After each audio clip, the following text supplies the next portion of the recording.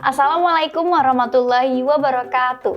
Halo semuanya, saya Safira Alfialita Marcelina. Di sini saya akan membawakan kultum tentang pentingnya menjaga kesehatan mental menurut perspektif Islam dalam Al-Quran dan Hadis.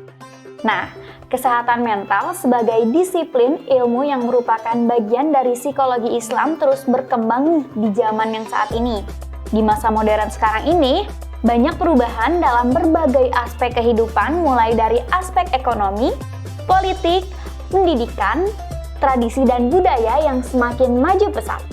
Tidak jarang dapat membuat sebagian orang yang tidak mampu beradaptasi terhadap kemajuan zaman, maka berakibat pada meredukasi penderitaan gangguan jiwa.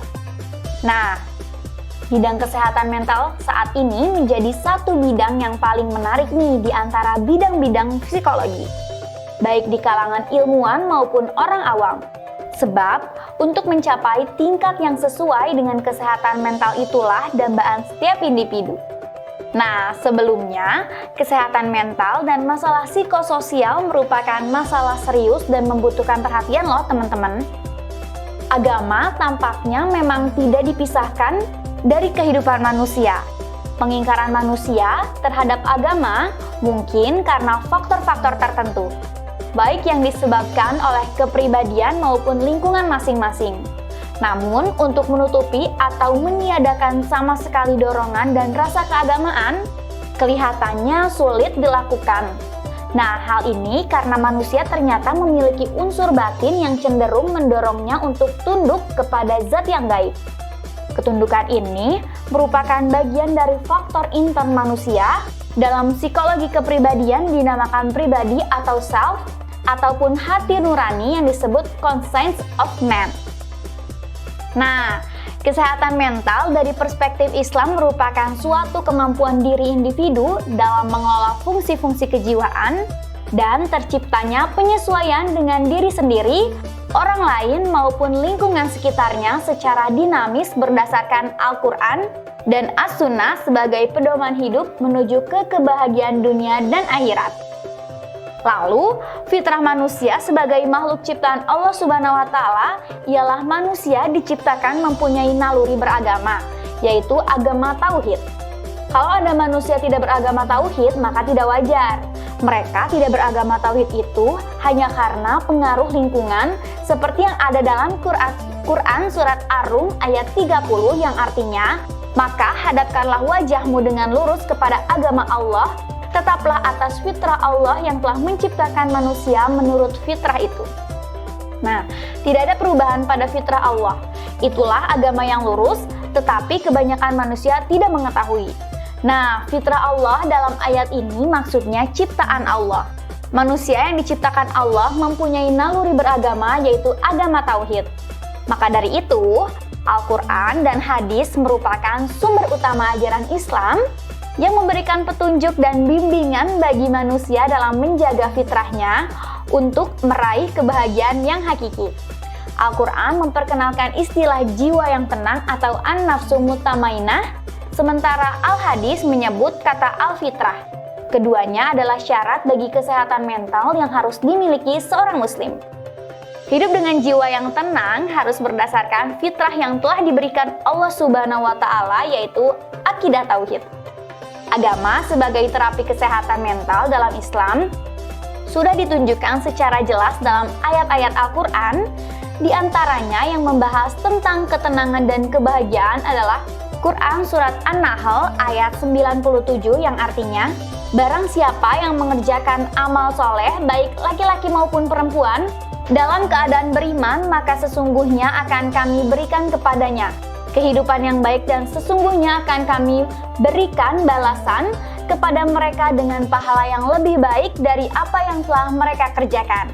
Ditekankan dalam ayat ini bahwa laki-laki dan perempuan dalam Islam mendapat pahala yang sama dan bahwa amal soleh harus disertai iman. Nah, kesehatan mental lahir dari kepribadian yang mantap. Semua indikator kepribadian yang mantap tersebut ada pada kepribadian Rasulullah SAW loh teman-teman. Beliau adalah sosok yang mampu menyeimbangkan antara dimensi-dimensi kehidupan yang ada, sehingga Allah memujinya sebagai pribadi yang agung akhlaknya. Allah berfirman, "Dan sesungguhnya kamu Muhammad benar-benar berbudi pekerti yang agung." Dalam surat Al-Qalam ayat 4. Rasulullah adalah prototipe ideal untuk an-nafsu al-mutmainnah yang memiliki indikator kesehatan mental level tinggi. Kenapa sih kesehatan mental itu sangat penting? Karena kesehatan mental dapat menjadikan diri individu memiliki keimanan yang mantap dan tujuan hidup yang terarah.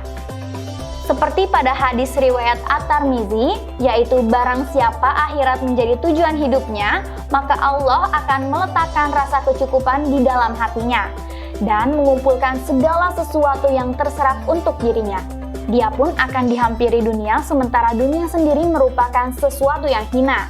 Barang siapa dunia menjadi tujuannya, maka Allah akan menjadikan kefakiran berada di depan pelupuk matanya dan menjadikan sesuatu yang telah terkumpul menjadi tercerai-berai dari dirinya.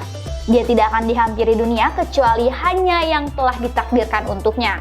Maka dia tidak ada dijuluki kecuali sebagai seorang yang fakir.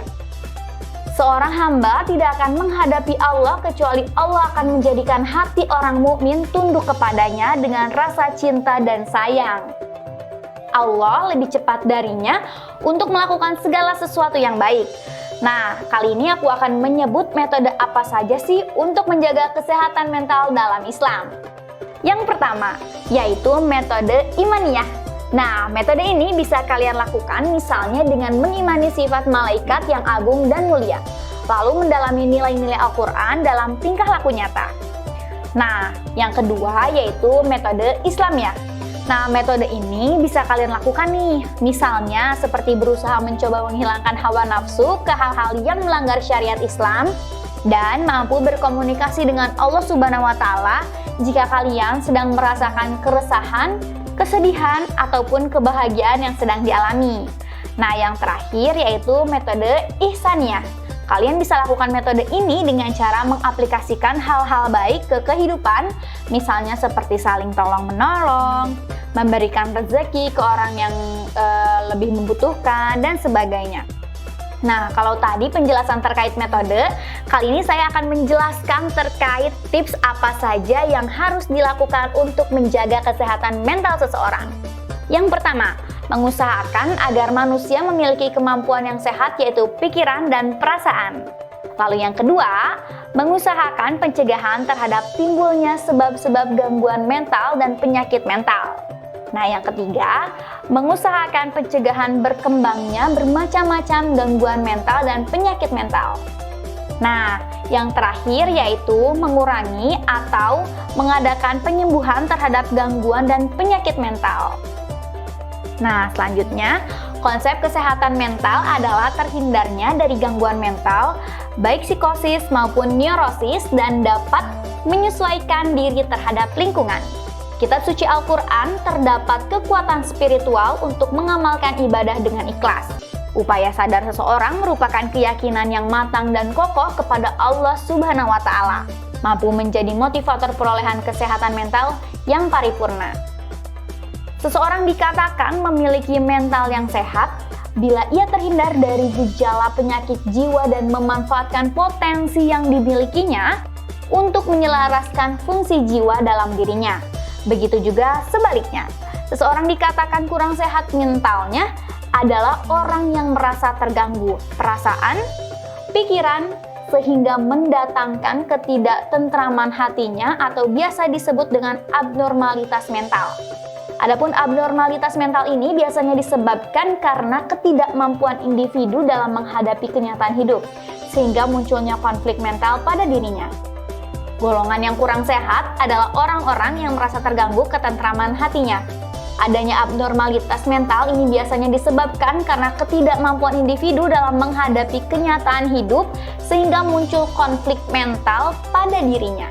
Dengan demikian dapat dipahami bahwa kesehatan mental adalah terwujudnya keserasian yang sungguh-sungguh antara fungsi-fungsi kejiwaan dan terciptanya penyesuaian diri antara manusia dengan dirinya sendiri dan lingkungannya, berlandaskan keimanan dan ketakwaan serta bertujuan untuk mencapai hidup yang bermakna dan bahagia di dunia dan di akhirat.